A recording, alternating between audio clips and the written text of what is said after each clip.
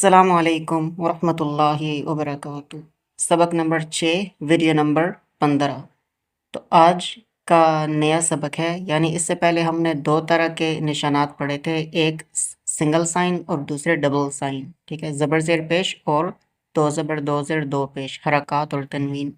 تو آج انہی کی مشق ہے، یعنی پہلے ان دو طرح کے نشانوں کو الگ الگ الفاظ اور الگ الگ مشقوں میں، اور ابھی دونوں کو ایک ہی مشق میں، یعنی ایک ہی لفظ میں دونوں طرح کے نشانات استعمال ہو سکتے ہیں۔ تو اس انداز میں اس کو پڑھا جائے گا۔ آج یہ اصل میں پوری جو مشق ہے یہ کچھ اس طرح دکھتی ہے، لیکن آج ہم اس کی صرف تشریح پڑھیں گے، اور ساتھ میں ممکن ہے یہ ایک سطر جو ہے یہ بھی پڑھ لیں، اور پھر جو مشق ہے وہ الگ نشست میں۔ تو آئیے تشریح دیں۔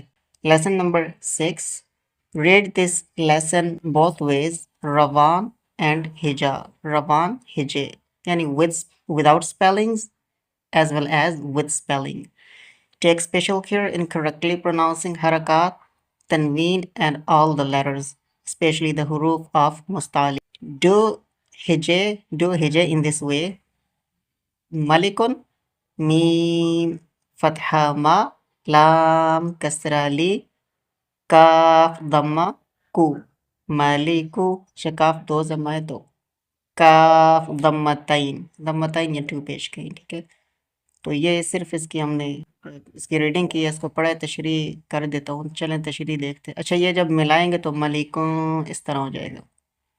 تو یہ پہلے یہ تین ہدایات ہیں۔ ہدایت نمبر 1 ہے read this lesson both ways, روان ہجے یعنی ود اسپیلنگ اور وداؤٹ اسپیلنگ۔ وداؤٹ اسپیلنگ ہجے ہوتے ہیں جنہیں اردو میں ہم کہتے ہیں جوڑ کرنا، اور پھر ملا کے پڑھنا وہ روان ہوتا ہے جوڑ کے بغیر۔ اچھا، ٹیک اسپیشل کیئر جو ہے اس میں جو دوسری ہدایت ہے، حرکات اور تنوین اور حروف جو ہے تینوں کو احتیاط سے، خصوصی احتیاط سے پڑھنا ہے، ٹھیک ہے۔ اور ساتھ میں انہوں نے کہا ہے حروف مستعلیہ۔ تو حروف مستعلیہ وہ موٹے حروف جو ہوتے ہیں، مستعلیہ وہ حروف ہیں جن کے اندر استعلاء کی صفت ہوتی ہے، ٹھیک ہے، استعلاء۔ تو استعلاء اور تفخیم یہ موٹے حروف کی صفات ہیں۔ استعلاء پر الگ سے ایک صفت ہے، جب ہم صفات پہنچیں گے تو استعلاء کو میں استعلاء وہ بیان کر دوں گا۔ تو یہ موٹے حروف ہوتے ہیں، ٹھیک ہے، مستعلیہ اور حروف تفخیم، یہ 7 حروف ہوتے ہیں۔ تو ان میں ٹھیک ہے، فا یہ ہوتے ہیں جی خا صاد داد غین طا قاف دال، ٹھیک ہے، ان کو ملا دیں تو خص ضغط قذ بنتے ہیں۔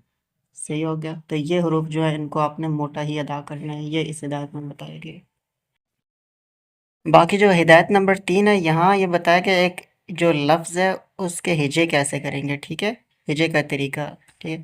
تو مثال کے طور پہ اگر لفظ ہے ملکن، تو پہلے نشان اور پھر حرف اور پھر دونوں کو ملا دینا ہے۔ دیکھیں میم کے ساتھ جو نشان ہے اس کو زبر یا فتحہ کہہ سکتے ہیں، میم فتحہ ما یا میم زبر، اور پڑھنا تھوڑا کھینچ کے، میم نہیں کہنا، لام بھی کھینچ کے، خیر زبر میم زبر ما، پھر دوسرا لام زیر لی، پھر دونوں کو ملانا ہے، میلی، ٹھیک ہے۔ 3 حروف الگ الگ کر کے پھر نہیں ملانا ہے ایسے، میم زبر ما لام زیر لی کاف دو پیش کن مالی کن، ایسے نہیں، بلکہ ہر حرف کو پھر ملانا ہے، ٹھیک۔ آگے اگر 4 سے 5 حروف ہوں گے تو پھر پہلے 2 کو ملانا ہے، پھر 3 کو، 4 کو، تو یہ ایسے ہوگا، میم زبر ما لام زیر لی مالی کاف دو پیش کن مالی کن۔ اچھا، اس کے ساتھ حرکات اور تنوین کی خصوصی احتیاط ہوگی۔ تو وہ احتیاط کیا ہے؟ حرکات کی احتیاط یعنی جو سنگل نشان ہے، زبر زیر پیش فتح کسرہ ضمہ، ان کے لیے احتیاط یہ ہے کہ ان کو پڑھتے ہوئے کوئی جھٹکا، تیزی، جلدی، سرعت ایسی چیز نہیں ہوگی، ٹھیک ہے۔ نا زا یا کھینچنا بھی نہیں ہے، نا زالا نازالا، یہ نہیں، بلکہ یہ آہستہ، چھوٹے، تیز کا مطلب جلدی نہیں، تیز کا مطلب چھوٹے، اور انتہائی شائستگی اور متانت سے، نازلا یا نازالا، اس طرح کی چیز نہیں، ٹھیک ہے نا، کوئی نازالا یہ جھٹکا ہو جائے گا، نازالا یہ بھی جھٹکا، تو جھٹکا، تیزی، جلدی، اس طرح کی کوئی چیز نہیں، کرخت نہیں، بلکہ شائستہ اور بڑی متانت سے، ٹھیک ہے، نازالا خلاقہ، اس طرح۔